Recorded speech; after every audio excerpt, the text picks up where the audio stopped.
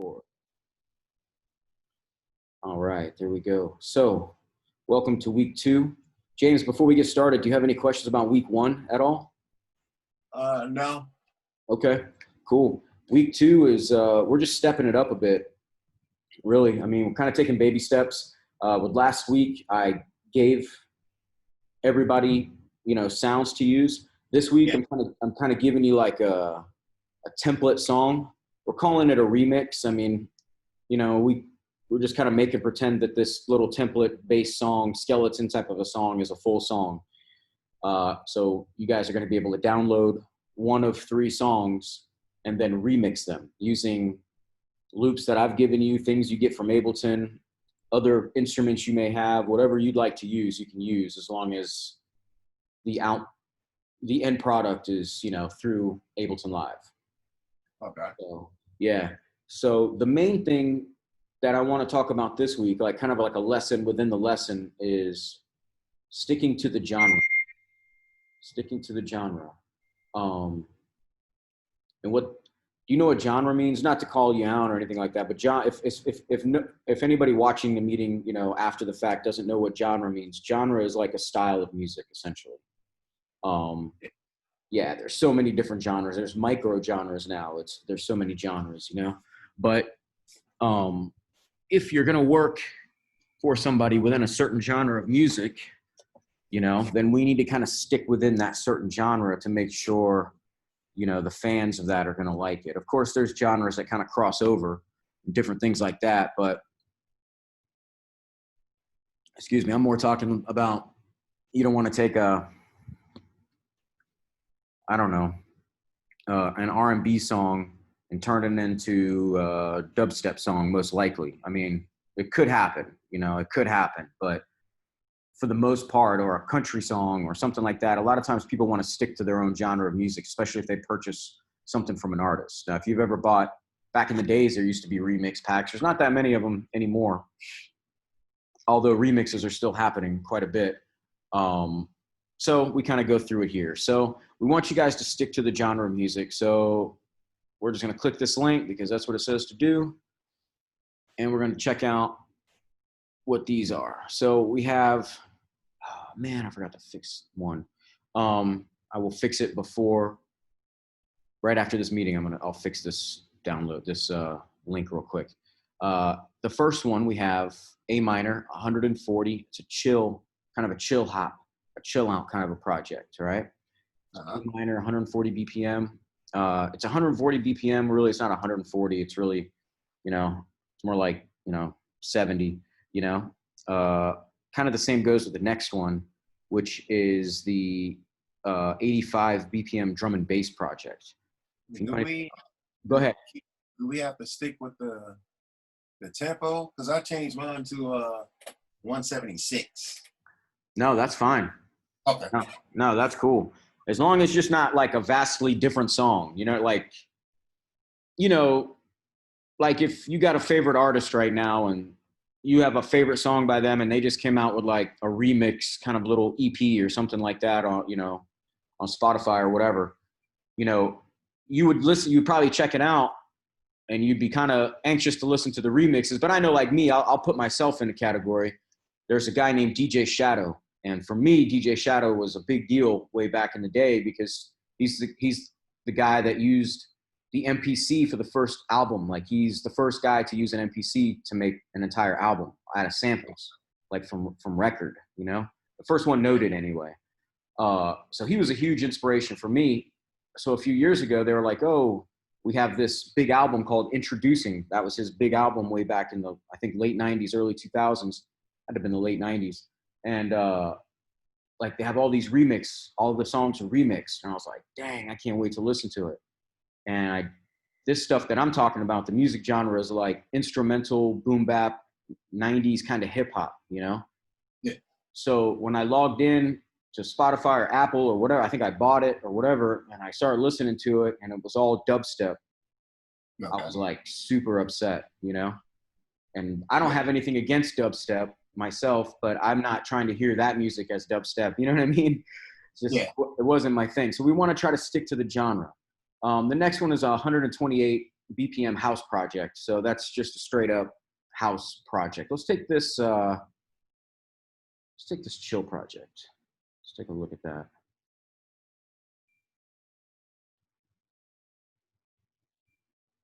I gotta move a bunch of windows here so I can see.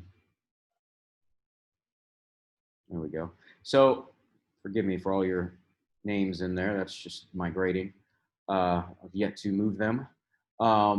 When this project opens up, you probably don't want to just work off this session. You might want to keep this session, or at the very least rename it.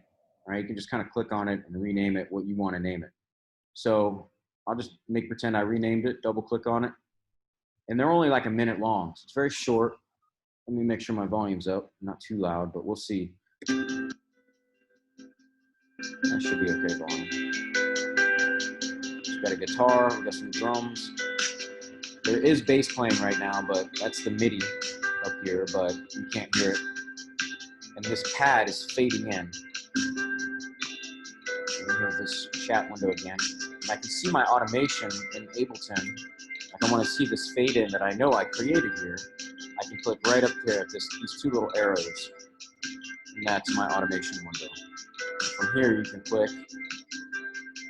A lot of other software has this now, but Ableton, I don't know why I'm still playing this music.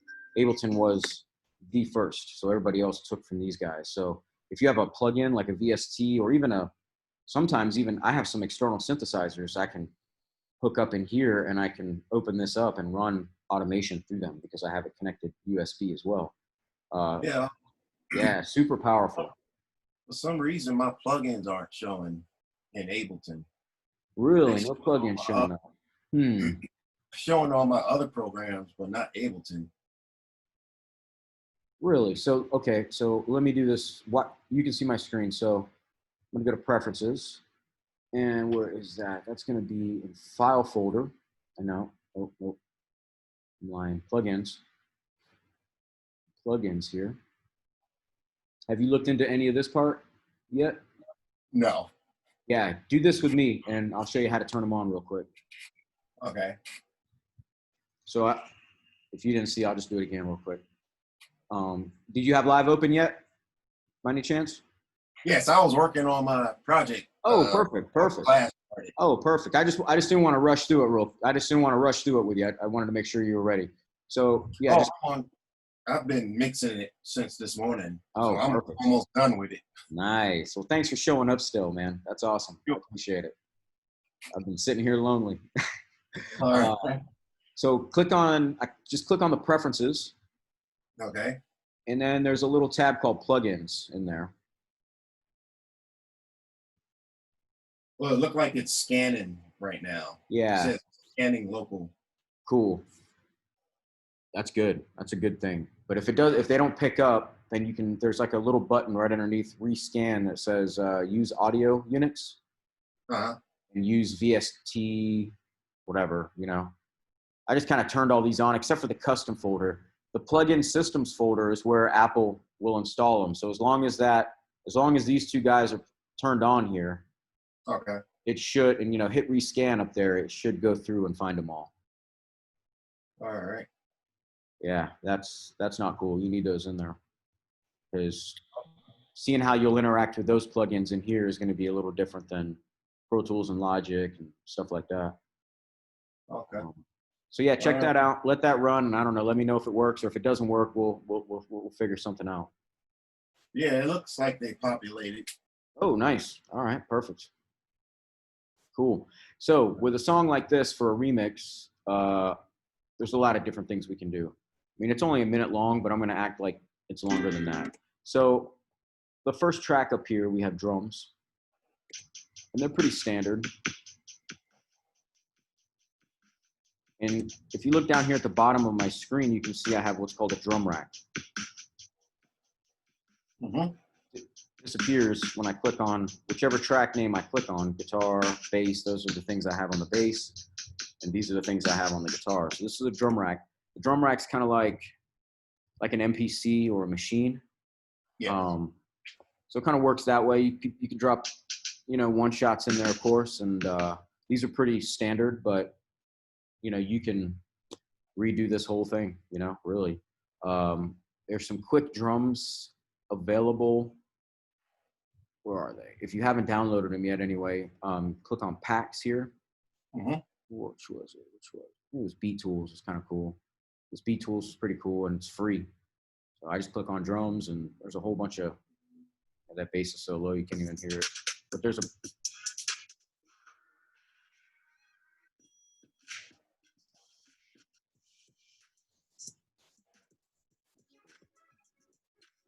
so we could take any of these drums and just drag them on there and we can play it, but see, it's triggering different sounds now.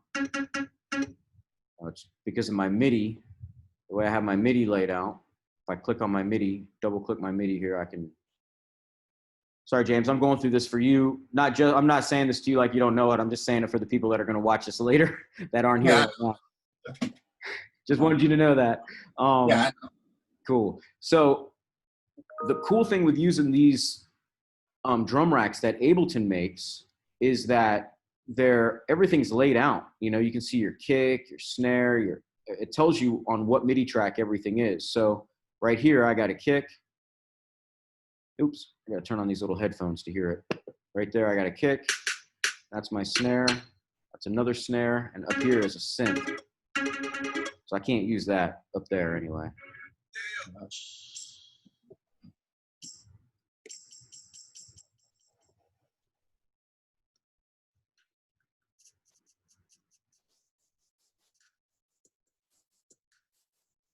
Cool, so we're getting somewhere now. You don't have to even use this pattern of drums. You know, it's super easy to reprogram any of this stuff. What I'm going to use, I don't have my MIDI controller right now, so I'm going to just use my Ableton keyboard. I can do that. Sorry, I have to move my screen because this little keyboard button right there is enabled. For that, I'm just pressing A, W, S, E, D, like that. So it's pretty cool little feature. See if I can do this left-handed. Overdub. And if you hover, I got this closed, but well, I'll go over that in a minute. Cool, so it's not recording over because I have this plus button on right here. That will allow me to record over things without damaging it. And I can turn on my click track there if I want.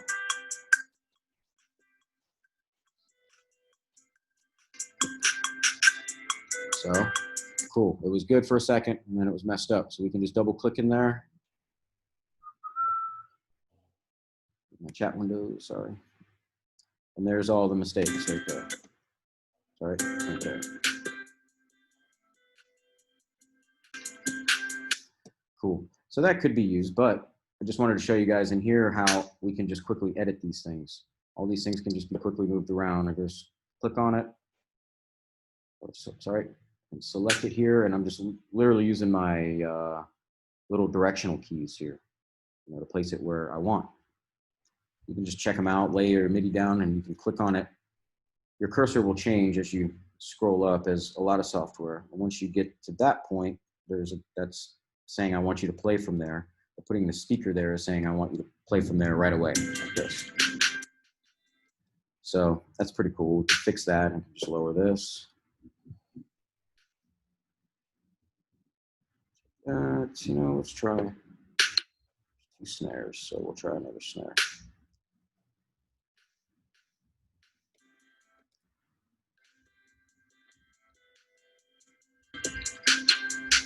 Cool. So get a little, you know, get your drums going like that. Very easy to maneuver around and hear. And also within drum racks, it's not just for drums, you know, you can put other samples in here as well. Like that's a synth chord, that synth chop, and you can, I can find any of these. So we have, this one's pretty loud so everybody can hear it. So Windows. Sorry, all these Zoom windows are. I do have a question. Yes.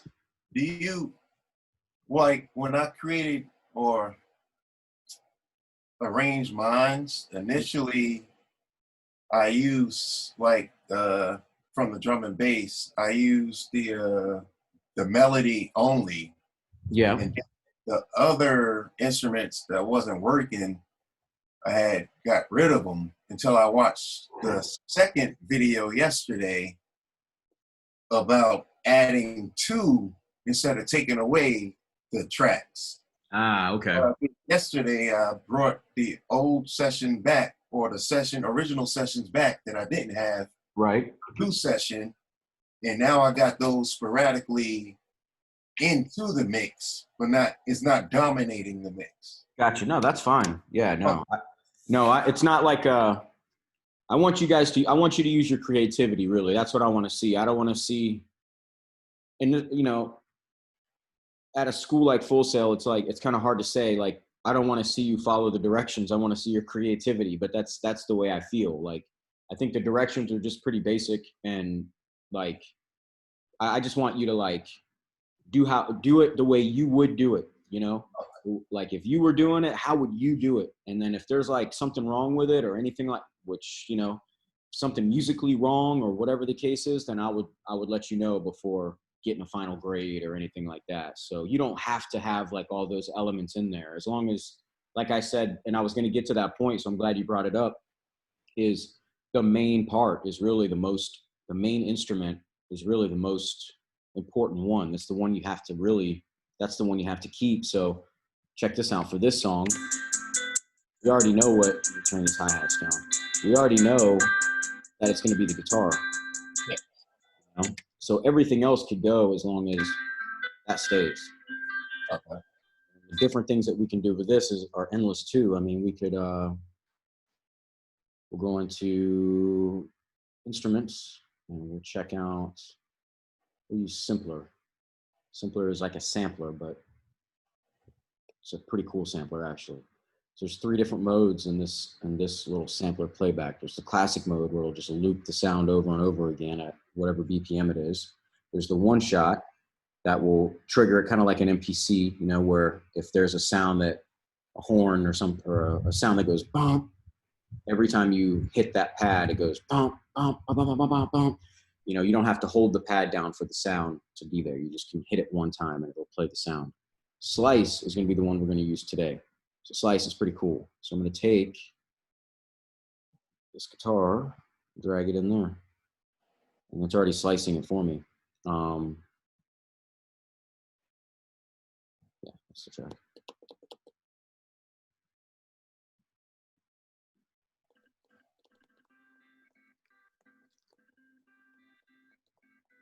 So it's got it triggered. It's got it chopped up real light, or I'm sorry, pretty strong, and we need to lighten it up. And I'm just triggering these with my keyboard. So within here, there's a couple different things that you can do, but the main thing we want to look at first is the sensitivity of how it's reading. So we can cut these down some.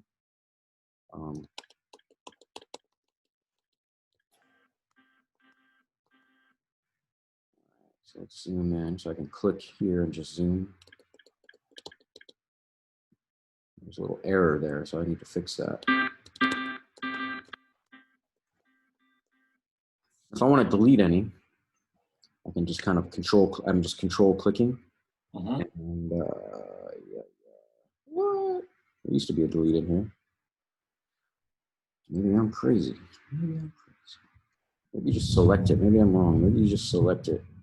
Image sample. No.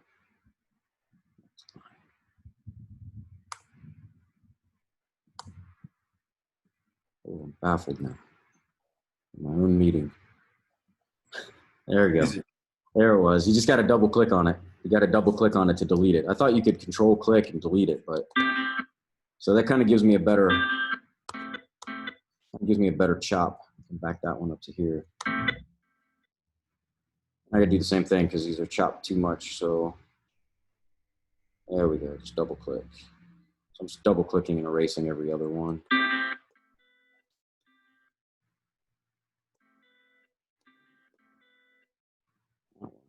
Better there.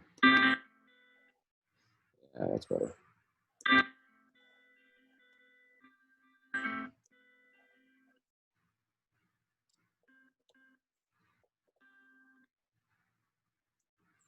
And that.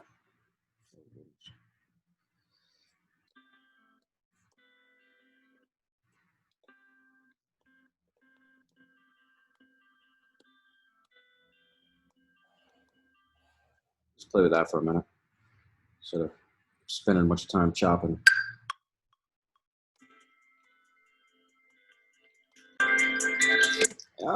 Might help if I'm not playing this one.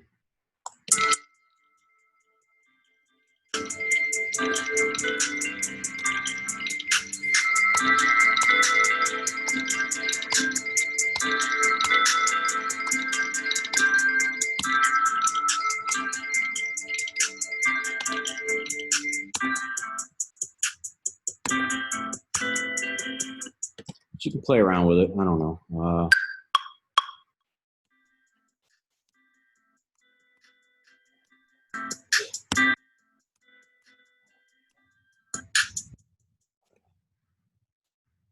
Something like that, a little better. But another thing in here, I'd like to go over. I mean, we're chopping up that guitar sample, but see how it's.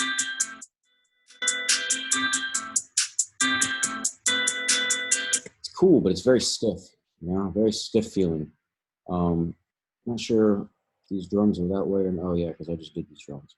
But what you could, dang, I don't have any loops in here, do I? Let's see something. So check it out. If I make some drums up here.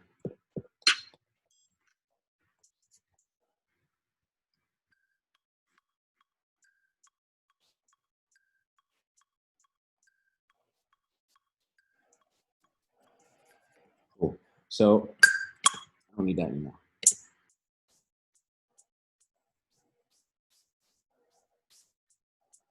Definitely not on beat with everything, right? I'm off some, I hope. Trying to be a little bit. Hold on, no, I'm not. Let me make sure,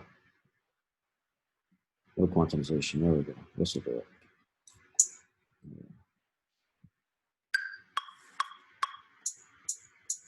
Oh, that click.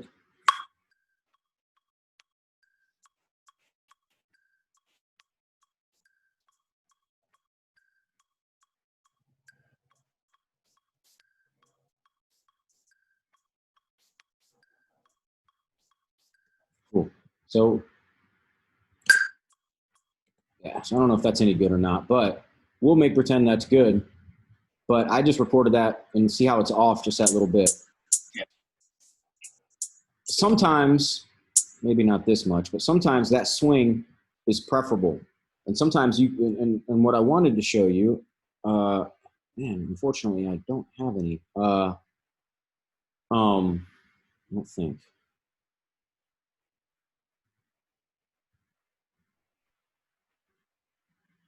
No. Oh, I can show you with this. So check out this. This is that guitar audio loop. So this is a piece of audio here. I just took that from here. But let's say I wanted this to be my bass line. I can drag that to the MIDI bass track right above it. Because it has an instrument on it already, it will stay a MIDI track and ask me these questions. Convert audio to MIDI. Is it a harmony? Is it a melody? Or is it drums? So if this was a guitar, but I want it to be a bass line, or I'm going to try to use it for a bass line. So I'm going to say it's going to be a melody. My bass line's not going to work in chords for the most part. And because we can't hear that bass, let me find something that we can hear. Kind of hear it. It's really high pitched, actually. So I took that.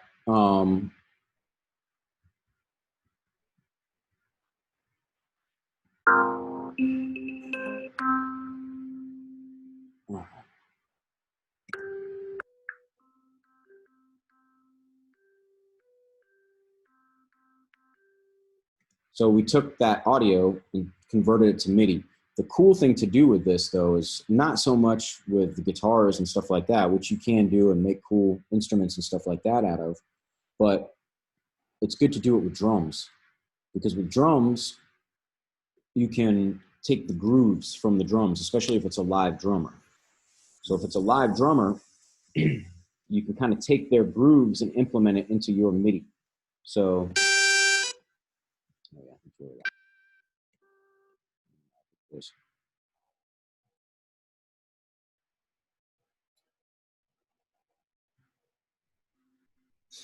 so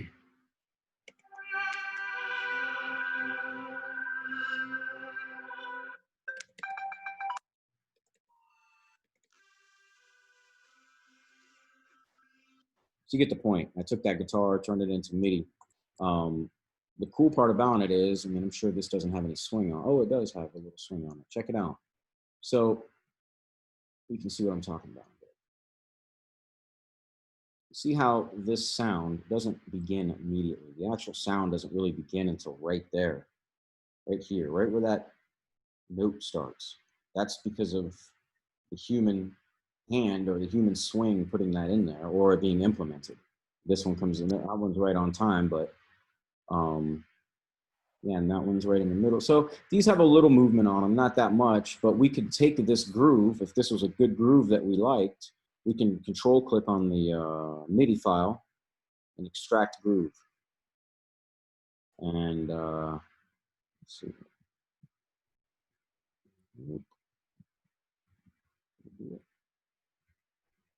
Extract groove. Okay, so it extracted the groove. So if that was a groove that I liked, then I could come back over here, double click on this MIDI track, and come down here in this area where it says drums, all the way down here where it says groove, none. So we can click that, and there's my two grooves that I'd exported. So if it works better with drums. So, you know, if you get a good percussion or you have a, you know, some nice old drum breaks from, you know, some older music or something like that, you can implement that swing into your own music. Or you have a friend that's got an MPC or something like that, you can take those little grooves and implement them into your own song just through this. And you can save these little grooves as well. You know, there's a bunch of them already in here. There's hip hop ones, Latin percussion ones, Logic, MPC. So they already got a lot of them in here. So you could just take any of these and drag them right in there and hit commit. And now, I forgot that was some other instrument. Oh, sorry. Let's implement it on these hi-hats.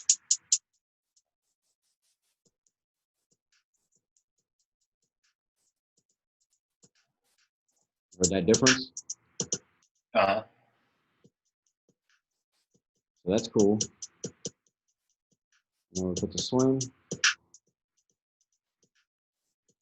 That's just the swing on it. So we can take that swing, if we like it, which we do, or I'll just say we do, and I can extract that groove now.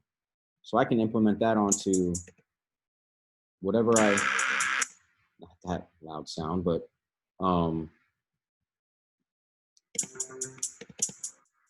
whatever we may want this to be. We can implement that on here as well.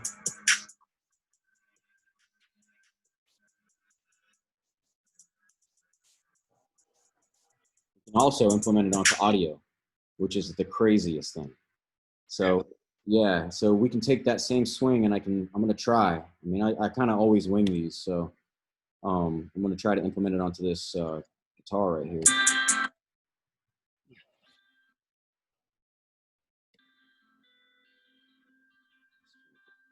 What is it?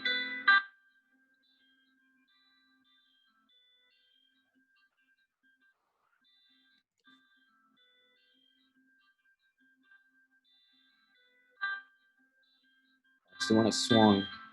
That's the main one. Alternate it. Oop.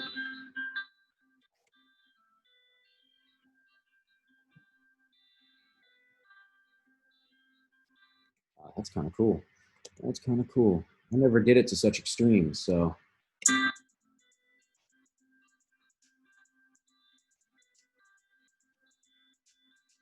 I mean, that's crazy right now, but it could be cool with a little time. You know, but using, you know, whatever you want to do to the remix, you know, have at it.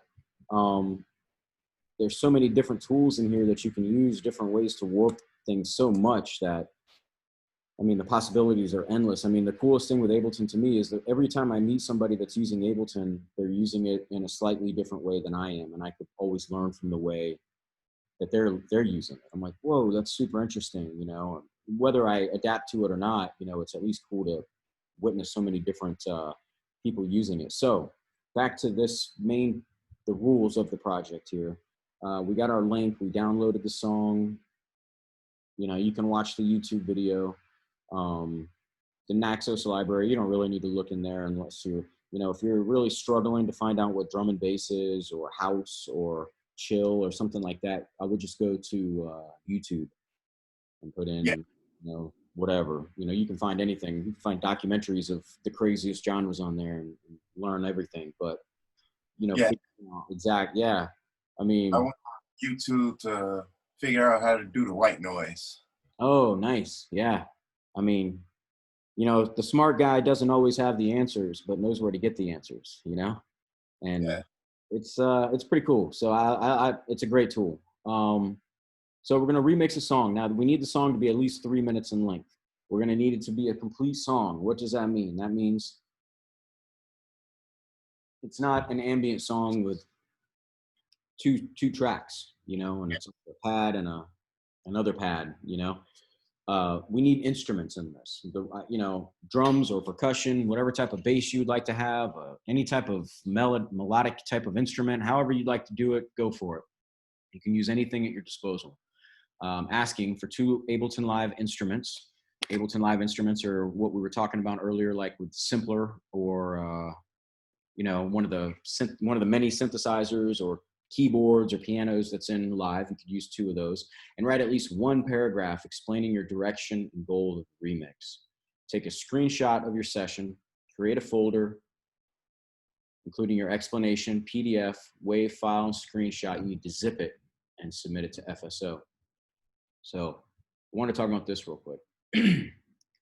1 paragraph, excuse me, 1 paragraph explaining your direction. So why are we doing this? Because when you're submitting music to music libraries for companies to browse and possibly buy your music, this is the 1 paragraph it does help for the remix, but it's more for a future project. And it's going to just help you kind of explain what you're doing.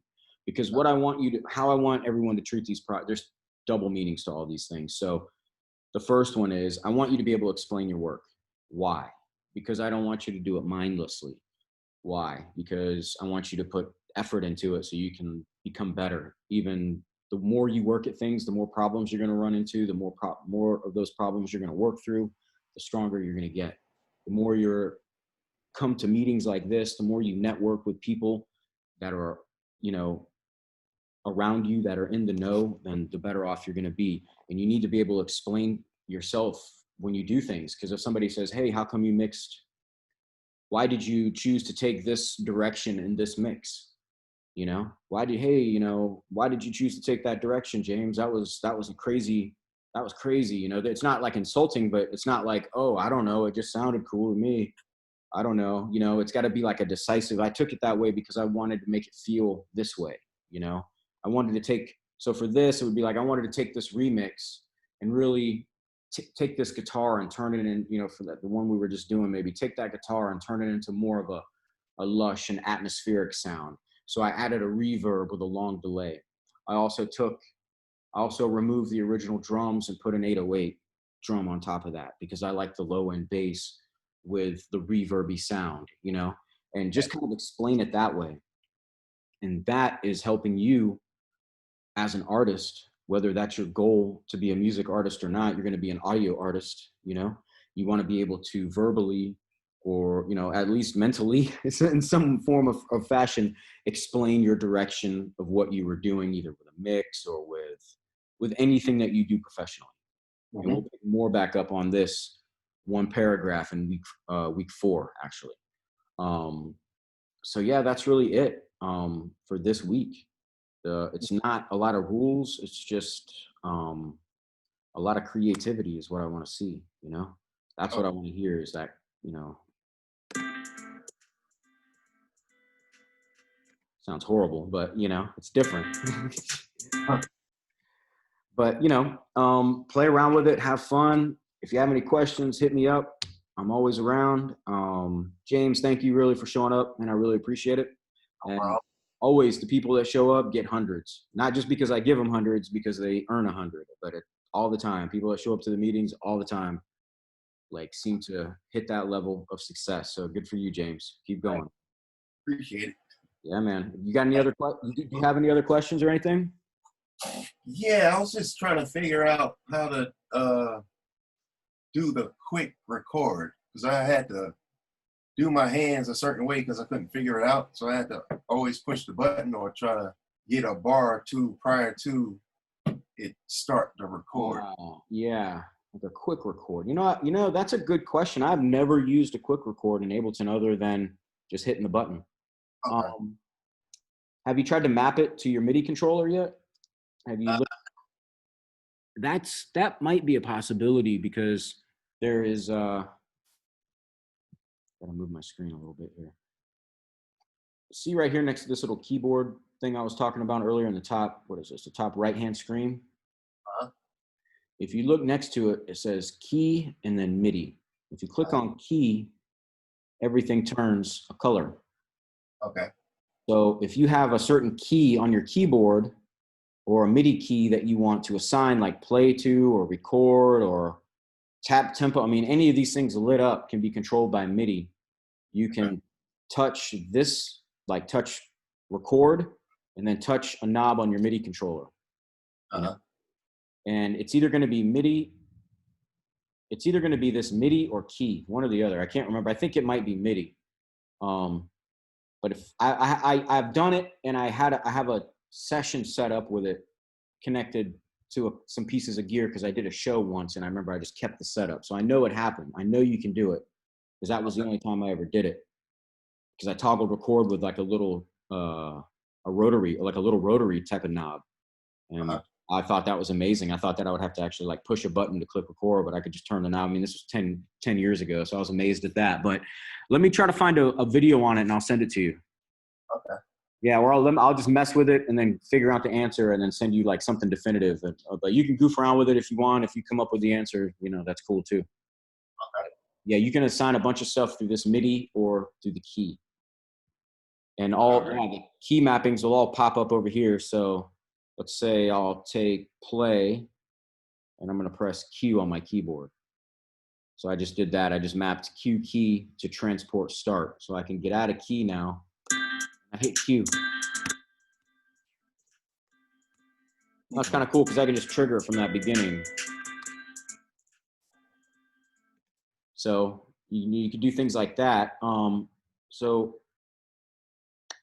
it must be the MIDI one for like a MIDI controller. So you can click that record and just touch a knob on your any MIDI controller that you have, and yeah, you should be good to go. Okay. Yeah, I'll try to find something on that, or I'll mess around with it. I'll get you some type of answer by the end of tonight, or by I don't even know what time it is. What time is it? 1:45. By a little later today. Yeah. Cool, man. Any other questions? No, sir. All right, James. Well, man, thanks again for showing up, man. If you run into any questions or whatever, hit me up. Let me know, and I'll help you out as much as I can. All right. Appreciate it. Cool, man. All right, dude. Have a good night, or good rest of the day. Have a good weekend. Thanks, you too. All right, man. Take care. You too. Bye. Bye.